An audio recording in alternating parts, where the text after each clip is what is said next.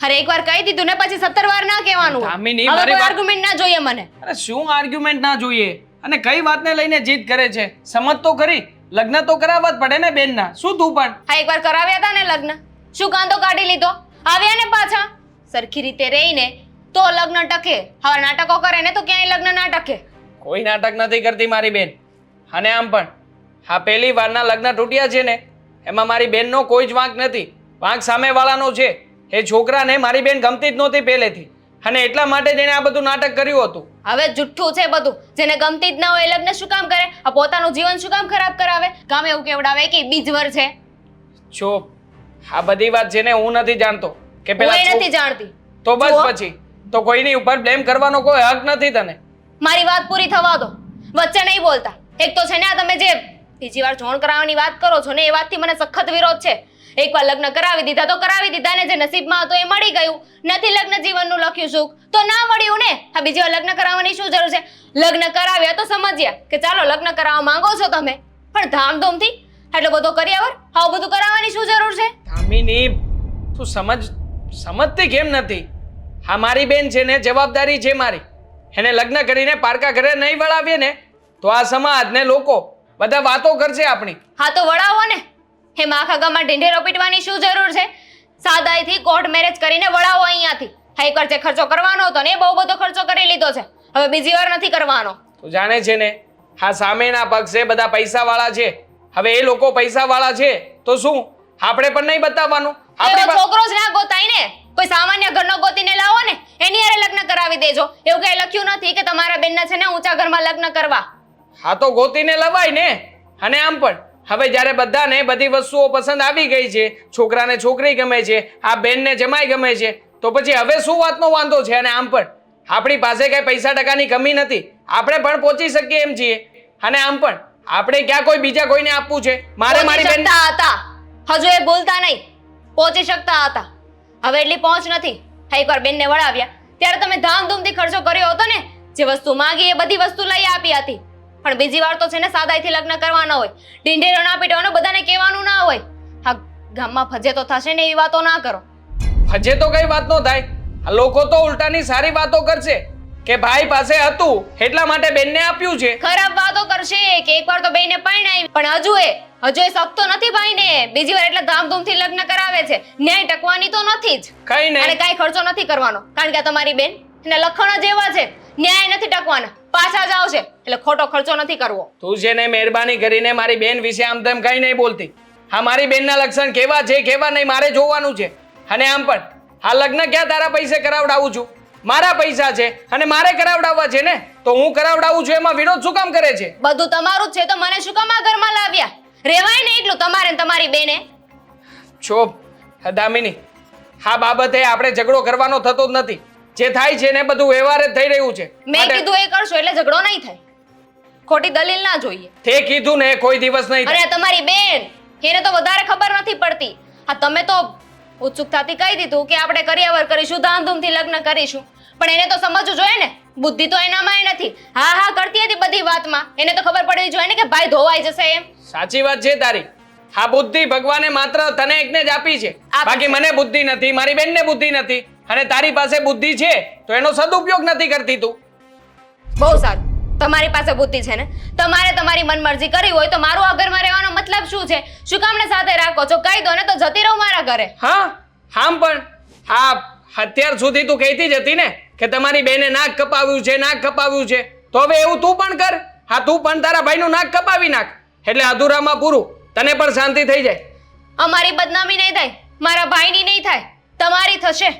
કે આ નણંદના લીધે ભાભીએ ઘર મૂકીને આવવું પડ્યું, નણંદે ઘર ભંગાવ્યું. એમ પણ વાતો થઈ શકે ને કે આ ભાભીના કારણે જ તે આ બધું થઈ રહ્યું છે. હા જો આ છે ને તારી સાથે બહેસ કરવાનો મારો કોઈ ઈરાદો નથી. મારો પણ નથી. કરિયાવર કરવો છે, ધામધૂમથી લગ્ન કરવા છે ને. હું એ જોઉં છું કે કેમ કરો છો. હા તો હું એ જોઉં છું કે કેવી રીતે નથી કરતો, જોઈ લેજે.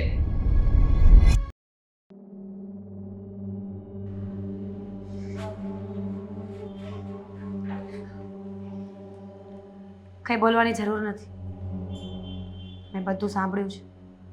મીરા, હા તારી ભાભીનો સ્વભાવ પહેલેથી જ આવો છે.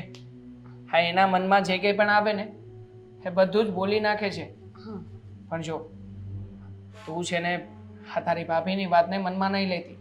આ તારે જે કંઈ પણ કર્યાવર લેવો હોય, આ જે કંઈ પણ વસ્તુઓ તને ગમતી હોય, એ બધી જ વસ્તુઓ પર તું જ્યાં હાથ મૂકીશ ને એ બધી જ તને લઈ આપીશ. આ જરાય ઓછું નહીં આવવા દઉં. ભાઈ, વાત વસ્તુઓની નથી, પણ ભાભીનું વર્તન મને નથી ગમતું. ખબર ને અચાનક આવા કેમ થઈ ગયા છે.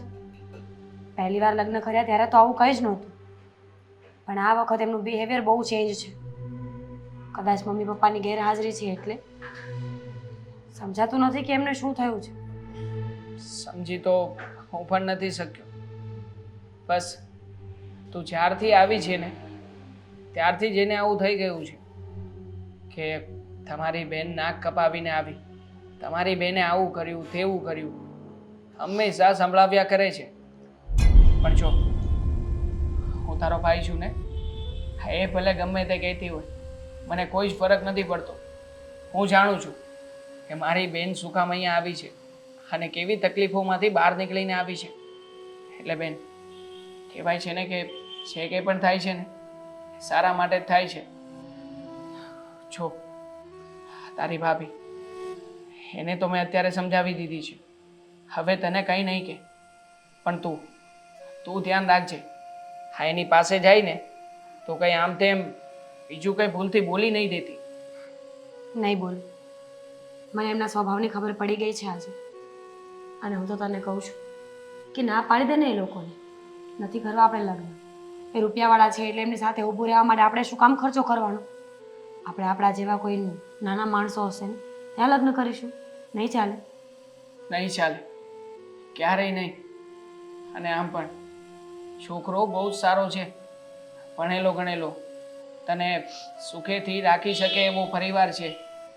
તો પછી આવી બધી બાબતોને લઈને હું શું કામ ને તારું ભવિષ્ય ખરાબ થાય એવું કંઈ કરું? જો બેન, તારા લગ્ન તો જે જગ્યાએ બધી વાત ચાલી રહી છે ને ત્યાં જ થશે, અને એ પણ પૂરેપૂરા કર્યાવરની સાથે.